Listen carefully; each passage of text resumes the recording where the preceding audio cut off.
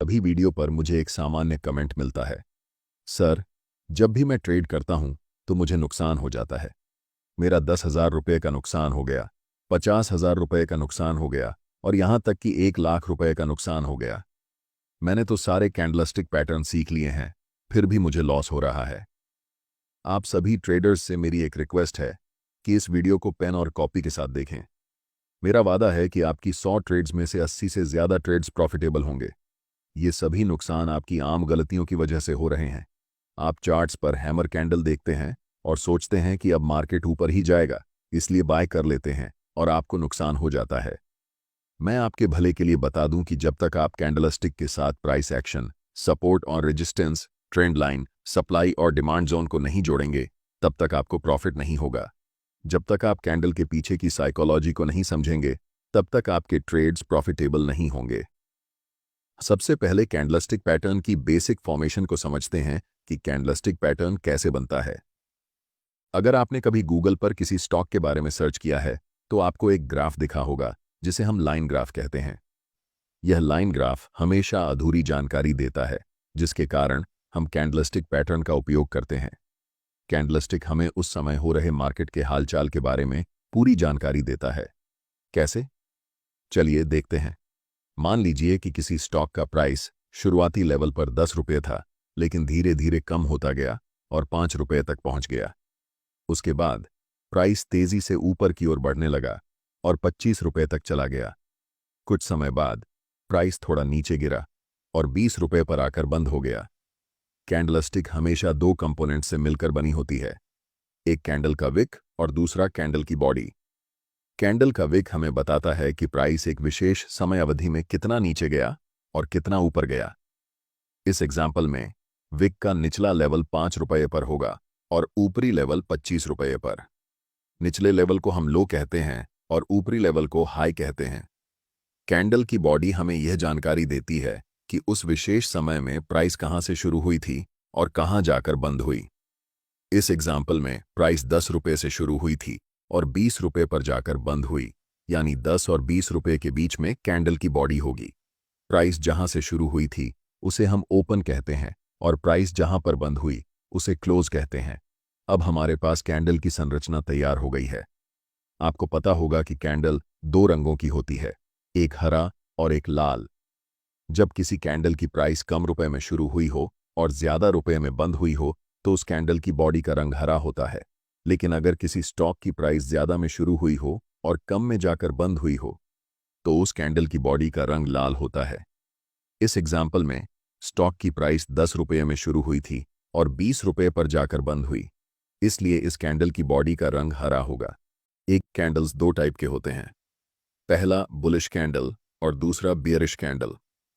जब कैंडल की closing price opening price से ऊपर होती है तो उस कैंडल को हम बुलिश कैंडल कहते हैं और इसका कलर ग्रीन होता है। यह कैंडल मार्केट में बुलिशनेस का संकेत देती है। इसका जस्ट ऑपोजिट है bearish war candle. Bearish candle की क्लोजिंग प्राइस ओपनिंग प्राइस से नीचे होती है और इसका कलर रेड होता है। यह कैंडल मार्केट में नेगेटिव सेंटीमेंट का संकेत देती है और यह बताती है कि प्राइस यहां से और नीचे की तरफ जा सकती है। अब हम समझते हैं टाइप्स ऑफ कैंडलस्टिक पैटर्न्स। एक कैंडलस्टिक पैटर्न में कितनी कैंडल हैं, इसके बेसिस पर कैंडलस्टिक पैटर्न्स को 3 टाइप्स में डिवाइड किया गया है। पहला है सिंगल कैंडलस्टिक पैटर्न, दूसरा है 2 कैंडलस्टिक पैटर्न्स और तीसरा है 3 कैंडलस्टिक पैटर्न्स। इस वीडियो में हम पर्टिकुलरली सिंगल कैंडलस्टिक पैटर्न के अंदर जितने भी कैंडलस्टिक पैटर्न्स होते हैं उन सभी को समझने वाले हैं। जैसा कि सिंगल कैंडलस्टिक पैटर्न के नाम में ही सिंगल वर्ड शामिल है, इससे पता चलता है कि इस पैटर्न में सिर्फ एक कैंडल होगी और total 7 most popular single candlestick patterns जो कि चार्ट्स पर सबसे ज्यादा एक्यूरेटली रिजल्ट देते हैं, हम उन्हें समझेंगे। इन 7 सिंगल कैंडलस्टिक पैटर्न्स का नाम है bullish marubozu, bearish marubozu, hammer candle, hanging man candle, inverted hammer, shooting star और दोजी। इन 7 सिंगल कैंडलस्टिक पैटर्न्स को एक एक करके डिटेल में समझेंगे, इसलिए बिना वीडियो को स्किप किए पूरे ध्यान से इस वीडियो को अंत तक देखना। और मैं आपसे वादा करता हूं कि मैं इतना आसान तरीके से समझाऊंगा कि आपको इस टॉपिक पर फिर कोई और वीडियो देखने की ज़रूरत नहीं पड़ेगी। सबसे पहला सिंगल कैंडलस्टिक पैटर्न जिसके बारे में हम डिस्कस करेंगे वह है बुलिश मारुबोजू पैटर्न।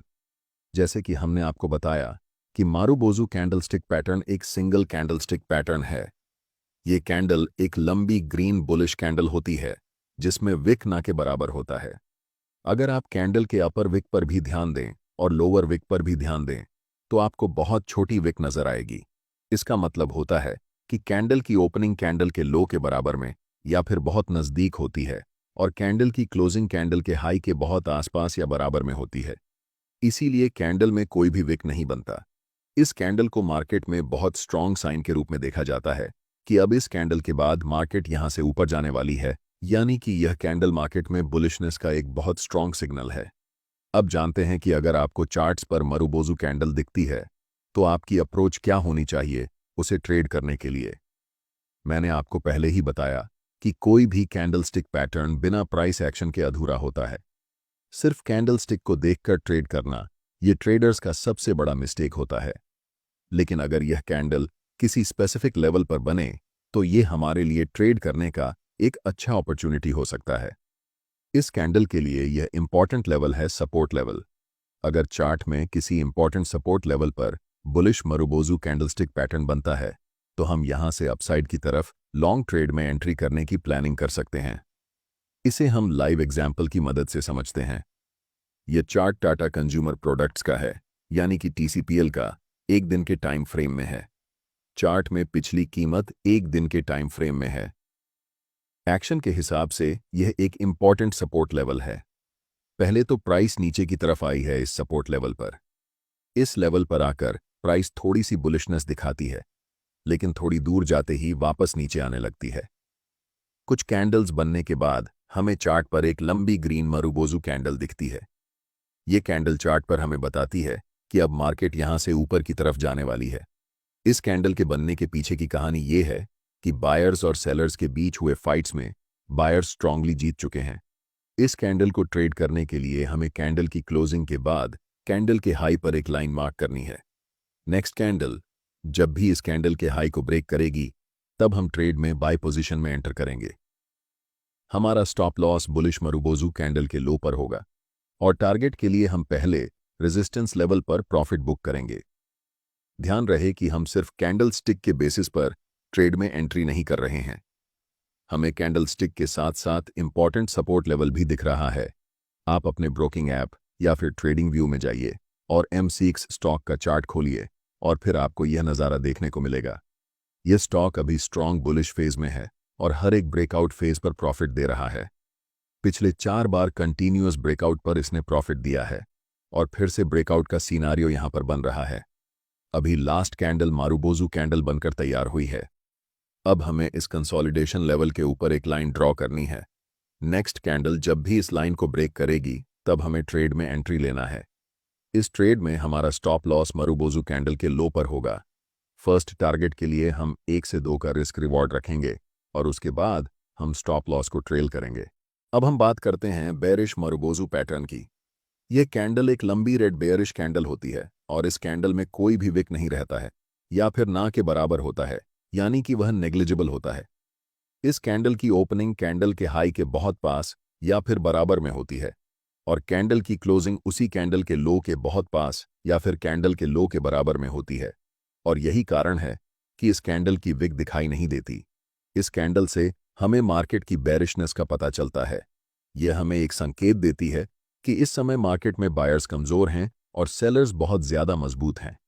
अगर यह कैंडल किसी स्पेसिफिक लेवल पर बने, जैसे रेजिस्टेंस लेवल पर, तो यह हमारे लिए एक बेरिश ट्रेड की अपॉर्चुनिटी हो सकती है। यह कैंडल बेरिश मार्केट का सबसे स्ट्रॉन्ग सिग्नल होता है। ऐसे कैंडल को देखकर हमें मार्केट में अलर्ट होना चाहिए। हम इसे लाइव एग्जाम्पल के साथ समझते हैं। यह एक इंपॉर्टेंट रेजिस्टेंस लेवल है और यहां पर हमें एक स्ट्रॉन्ग बेरिश मारुबोजू कैंडल दिखती है। इस कैंडल को ट्रेड करने के लिए सिंपली हम इस कैंडल के लो पर एक लाइन मार्क करेंगे। अगली कैंडल जब भी इस कैंडल के लो को ब्रेक करके नीचे जाएगी तब हम सेल साइड एंट्री लेंगे। ट्रेड में हमारा स्टॉप लॉस इसी कैंडल के हाई पर होगा और टारगेट नियरेस्ट सपोर्ट लेवल पर। ध्यान रखें, सिर्फ कैंडलस्टिक को देखकर ट्रेड नहीं लेना चाहिए। जब तक आपको रेजिस्टेंस लेवल यहां पर नहीं दिखे तब तक आप ट्रेड में एंट्री करने की मत सोचें, क्योंकि रैंडम मारूबोजू कहीं पर भी बन सकता है। लेकिन अगर यह कैंडल किसी रेजिस्टेंस लेवल पर बने तो ये हमारे लिए एक हाई विन रेट वाली ट्रेड अपॉर्चुनिटी होती है। अब कौन कौन से स्टॉक्स में ये कैंडलस्टिक बनकर तैयार हो चुकी है, इसे पता करने के लिए हम स्टॉक एज ऐप में स्कैन्स ऑप्शन को सेलेक्ट करके कैंडलस्टिक स्कैन के अंदर बेरिश स्कैन में जाकर ब्लैक मारूबोजू को क्लिक करेंगे, जिससे आपको उन सभी स्टॉक्स की लिस्ट मिल जाएगी जहां पर यह कैंडल की फॉर्मेशन बन चुकी है। अगला मोस्ट इंपॉर्टेंट कैंडल है हैमर कैंडलस्टिक पैटर्न। इस कैंडल की बॉडी की साइज बहुत छोटी होती है और अपर विक बहुत छोटी या फिर नहीं होती है, लेकिन लोअर विक की साइज बॉडी की कंपैरिजन में 2 से 3 गुना बड़ी होती है। यह कैंडल डाउन ट्रेंड के बाद बनती है और यह हमें संकेत देता है कि प्राइस अब यहां से ऊपर की तरफ जाने वाली है। इसलिए इस कैंडल को हम बुलिश रिवर्सल कैंडलस्टिक पैटर्न के अंदर रखते हैं, क्योंकि यह कैंडलस्टिक प्राइस चार्ट के बॉटम पर बनती है और यहां से प्राइस ऊपर की तरफ जाने के बहुत ज्यादा हाई चांसेस रहते हैं। इस कैंडल के बनने के पीछे की कहानी है कि यह कैंडल ओपन तो होती है अपर लेवल पर, लेकिन बेरिश सेंटिमेंट होने के कारण और सेलर्स का मजबूत होने के कारण प्राइस पहले नीचे जाती है। लेकिन उसी कैंडल में बहुत सारे बायर्स बड़े क्वांटिटी में एंटर करते हैं, जिस कारण कैंडल की क्लोजिंग जहां पर ओपन हुई थी उसी के आसपास होती है। ये कैंडल हमें बताती है कि सेलर्स और बायर्स के बीच हुई लड़ाई में सेलर्स हार चुके हैं और बायर्स अपना दबदबा बना चुके हैं। इस कैंडल का कलर रेड या फिर ग्रीन दोनों हो सकता है।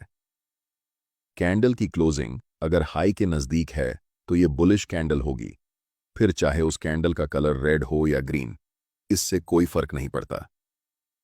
अगर हम ग्रीन हैमर कैंडल और रेड हैमर कैंडल में कंपैरिजन करें तो green hammer candle red hammer candle से थोड़ा ज्यादा स्ट्रांग होता है, लेकिन इससे ज्यादा इंपॉर्टेंट है कि उस कैंडल की लोअर विक कितनी बड़ी है। लोअर विक जितनी लंबी होगी वह कैंडल उतना ज्यादा स्ट्रांग होगा। फिर से इस कैंडल को ट्रेड करने के लिए इंपॉर्टेंट सपोर्ट लेवल की बहुत जरूरत होगी। अगर यह कैंडल इंपॉर्टेंट सपोर्ट लेवल पर बने तो यह बाय पोजीशन में ट्रेड करने के लिए एक इंपॉर्टेंट अपॉर्चुनिटी होगी। हमारा स्टॉप लॉस हैमर कैंडल के लो पर होगा और पहला टारगेट नियरेस्ट रेजिस्टेंस लेवल होगा। अब आपको पता करना है कि कौन कौन से स्टॉक्स में हैमर कैंडल बन चुकी है। इसके लिए कैंडलस्टिक स्कैन में बुलिश रिवर्सल स्कैन पर क्लिक करना है। आपके सामने सबसे पहला ऑप्शन हैमर का आएगा, उस पर क्लिक करना है। यहां आपको पूरा स्टॉक की लिस्ट मिल जाएगी जहां पर हैमर कैंडल बन चुकी है। इन स्टॉक्स में ट्रेड करने के लिए अपना ब्रोकिंग ऐप खोलना है और वहां अगर हैमर कैंडल के साथ आपको कोई इंपॉर्टेंट सपोर्ट लेवल दिखे तभी आपको ट्रेड में एंट्री लेनी है। अब हम बात करते हैं हैंगिंग मैन कैंडलस्टिक पैटर्न के बारे में।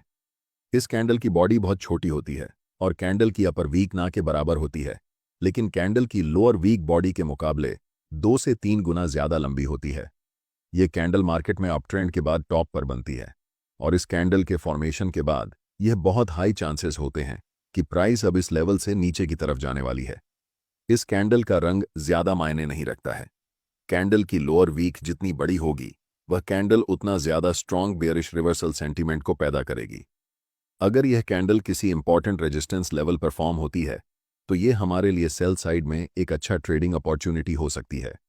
ट्रेड में एंट्री के लिए इस कैंडल की लो को हमें मार्क करना है और जब नेक्स्ट कैंडल इस लाइन को ब्रेक करेगी तब हमें ट्रेड में एंट्री लेनी है। हमारा stop loss hanging man pattern की कैंडल के ऊपर होगा और टारगेट पहला रेजिस्टेंस होगा।